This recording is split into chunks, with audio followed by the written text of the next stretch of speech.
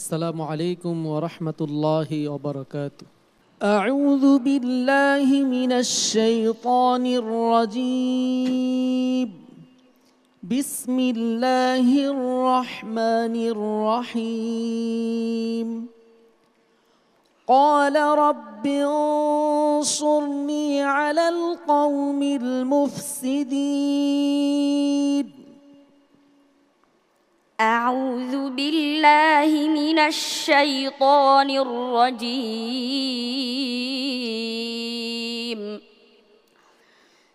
بسم الله الرحمن الرحيم.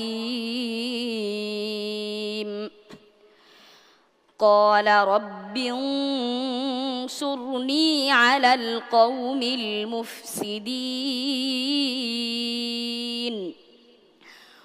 ولما جاءت رسلنا إبراهيم بالبشرى قالوا إنا مهلكو أهل هذه القرية إن أهلها كانوا ظالمين. قال إن فيها لوطا قالوا نحن أعلم بمن فيها لننجينه وأهله إلا امرأته كانت من الغابرين. ولما جاءت رسلنا ولما أن جاءت رسلنا لوطا سيء بهم وضاق بهم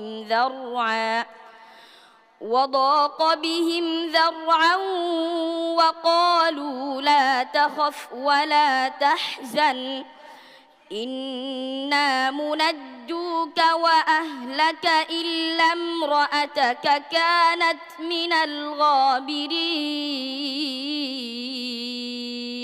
حسبك. صدق الله العظيم.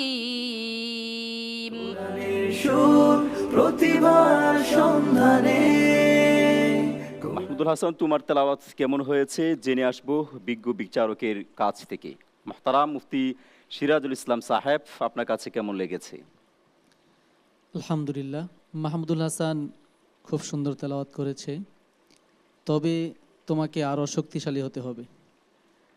এখানে তোমার একটু ভুল হয়েছে, তুমি আরও ভালোভাবে ইয়াদ করবে, কারণ এখানে সেরা 30 কার থেকে কে ভালো করবে সেই আশায় সবাই এখানে এসেছে।